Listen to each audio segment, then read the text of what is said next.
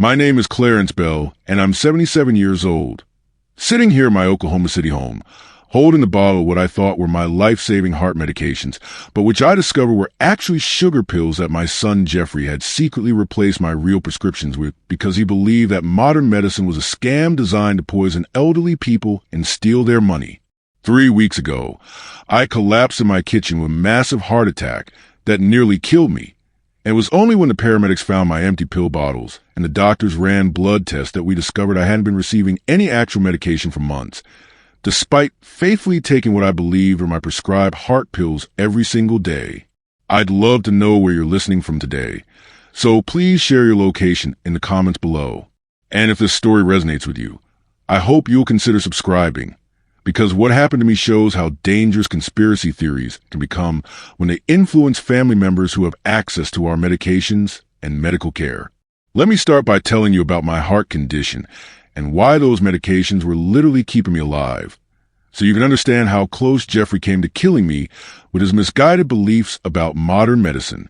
I was diagnosed with severe coronary artery disease 5 years ago after experiencing chest pains and shortness of breath that had been gradually worsening over several months.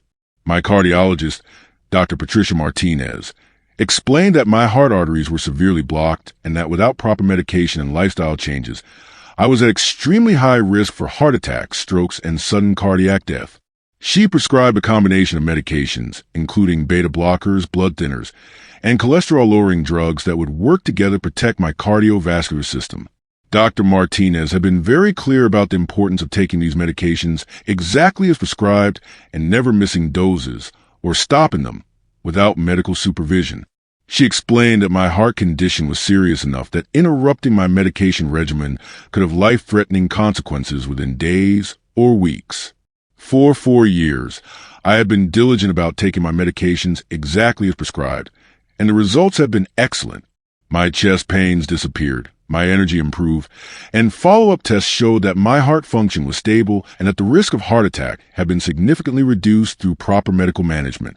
My late wife Dorothy had been instrumental in helping me manage my medications, organizing my pill containers, reminding me about doses, and accompanying me to medical appointments to ensure that I understood all the doctor's instructions. After she passed away from cancer 2 years ago, I continued managing my medications independently with the same careful attention to detail. Jeffrey is my only child, a 45-year-old man who had always been intelligent and successful in his career as an insurance adjuster. He was raised with good values and seemed to have a practical, logical approach to life that made him someone I could rely on for advice and support as I aged.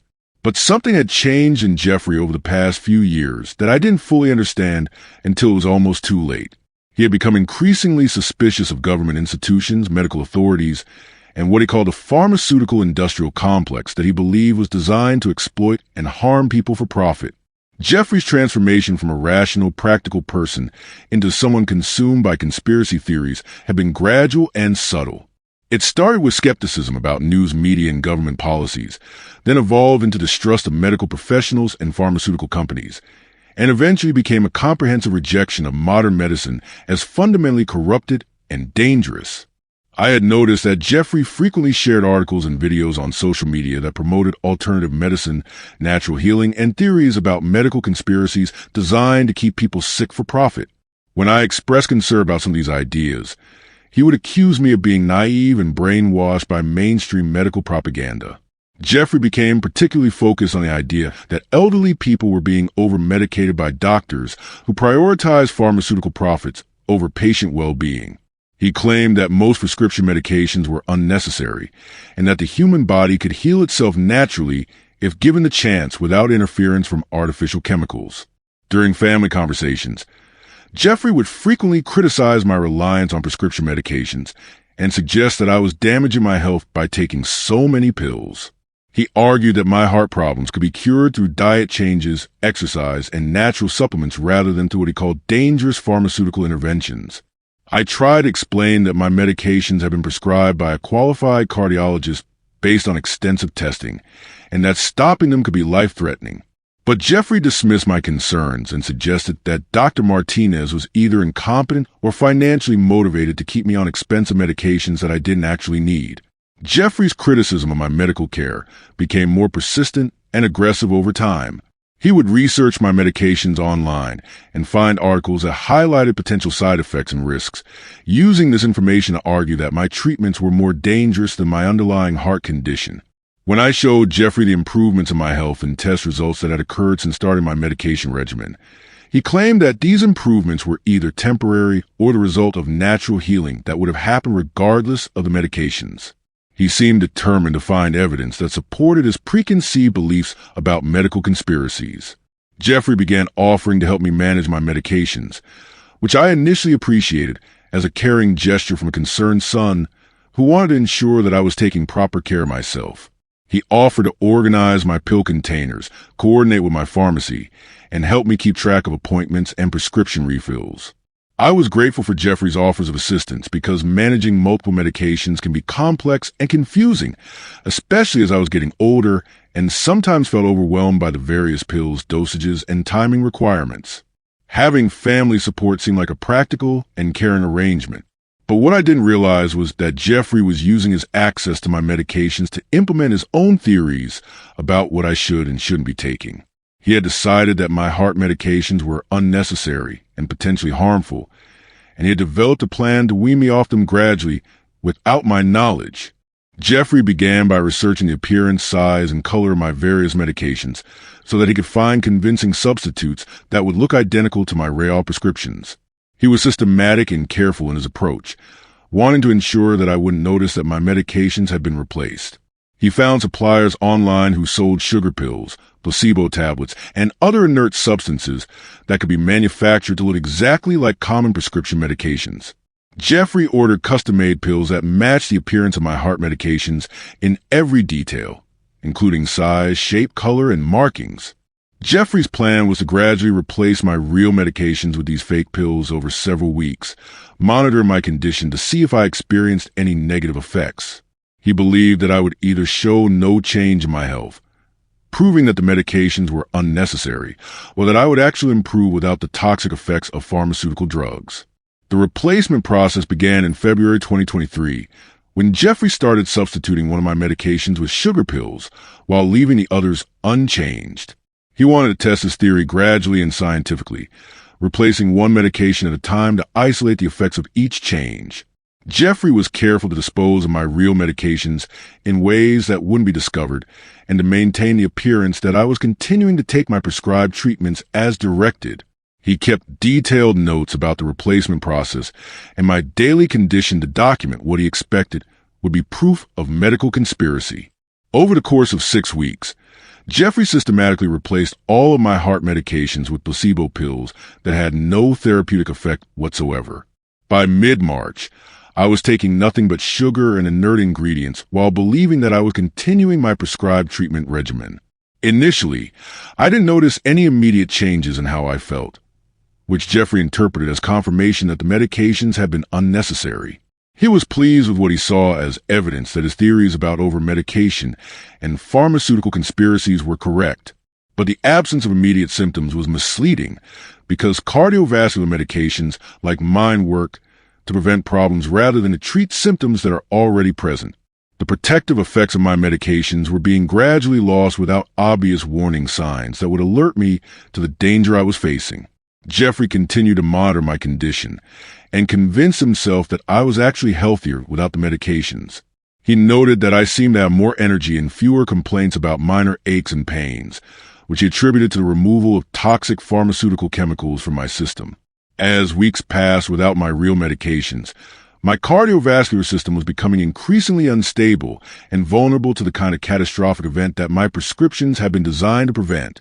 The blood thinners, beta blockers, and other medications have been working around the clock to protect my heart and arteries. The first signs of trouble appeared in early April, when I began experiencing occasional chest discomfort and shortness of breath during routine activities.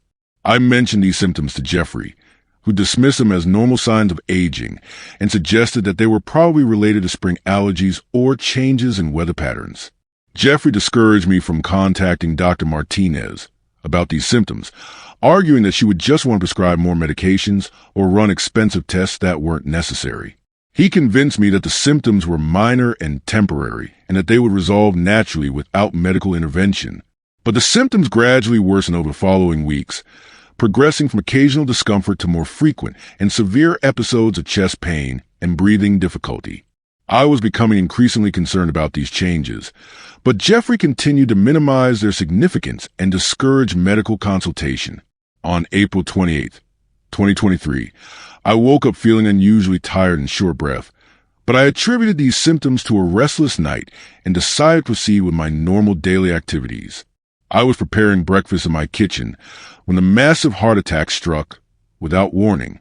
The pain was unlike anything I had ever experienced, crushing and radiating through my chest, arms, and jaw with an intensity that immediately told me I was in mortal danger. I collapsed on the kitchen floor, unable to breathe properly and feeling like my chest was being crushed by an enormous weight. Fortunately, my neighbor Mrs. Rodriguez had planned a visit that morning to bring me homemade cookies, and when I didn't answer her knocks, she used the spare key that I had given her for emergencies. Finding me unconscious on the kitchen floor, she immediately called 911 and began performing CPR until the paramedics arrived. The emergency medical team worked frantically to stabilize my condition and transport me to the hospital, where the emergency room doctors immediately recognized that I was having a massive heart attack that required urgent intervention.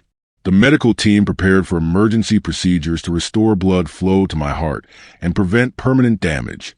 But something puzzled the emergency room physicians when they reviewed my medical history and current medications.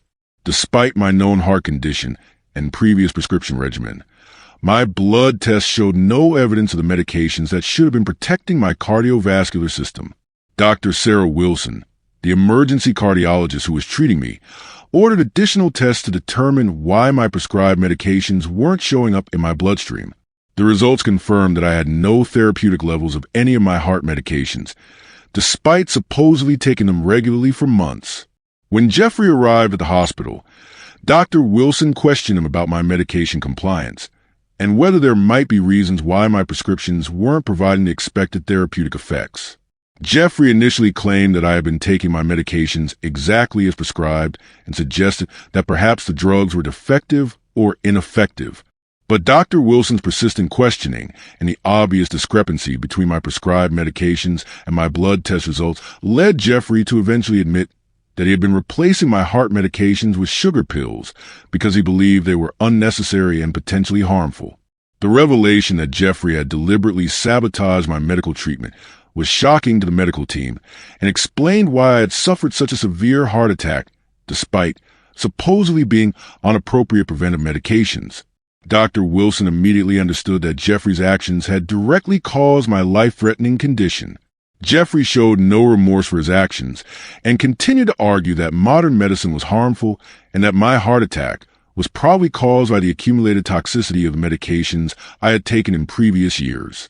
He seemed genuinely convinced that he had been protecting my health rather than endangering it. The medical team was horrified by Jeffrey's explanation and immediately involved hospital administration and law enforcement in addressing what was clearly a case of medical sabotage and endangerment of a vulnerable elderly person. Jeffrey's actions constituted serious crimes that could have resulted in my death. Dr. Wilson explained to Jeffrey that his interference with my prescribed medications had directly caused my heart attack and that I would likely have suffered permanent heart damage or death if the sabotage had continued for much longer. The medications I had been prescribed were literally keeping me alive. Jeffrey was arrested at the hospital and charged with endangering the welfare of an elderly person, tampering with medications, and assault through the reckless endangerment of my health. The legal consequences of his actions were severe because of conspiracy theories had nearly resulted in my death. The recovery process from my heart attack was complicated by the fact that my cardiovascular system had been unprotected for months and had suffered significant damage as a result. Dr. Wilson had to restart my medication regimen carefully and monitor my response to ensure that my heart could recover from Jeffrey's sabotage. But something unexpected happened during my recovery that would provide hope for both my health and my relationship with Jeffrey. Dr. James Patterson, a psychiatrist who specialized in treating people with conspiracy theory obsessions, was consulted about Jeffrey's case and recognized that his beliefs represented a treatable mental health condition. Dr. Patterson explained that Jeffrey was suffering from a form of delusional thinking that had been exacerbated by online conspiracy communities, and that his actions, while dangerous and criminal, stem from genuine mental health issues that could be addressed through proper treatment and therapy. The psychiatric evaluation revealed that Jeffrey had been experiencing increasing anxiety and paranoia about medical institutions that had developed into a comprehensive delusional system that made him unable to accept factual information about my health needs. His conspiracy theories were symptoms of underlying mental health problems.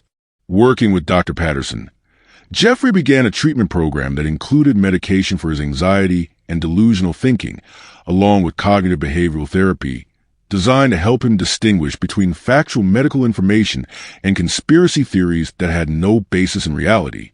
The treatment process was slow and difficult, but gradually Jeffrey began to understand that his beliefs about medical conspiracies had been distorted by his mental health condition, and that his actions had nearly killed the father he was trying to protect.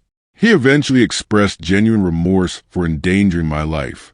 As part of his legal plea agreement, Jeffrey was required to complete mental health treatment and to have no involvement in my medical care without supervision from qualified medical professionals.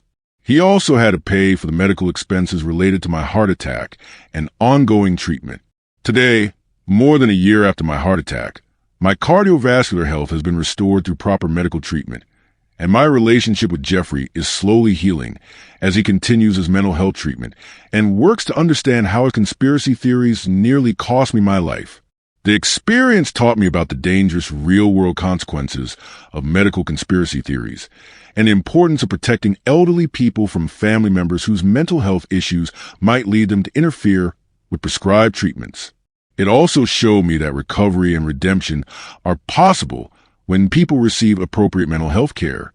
Most importantly, I learned that the medications prescribed by qualified physicians are based on scientific evidence and clinical experience, not on conspiracies or profit motives, and that my life depends on trusting medical professionals rather than the dangerous theories promoted by online conspiracy communities.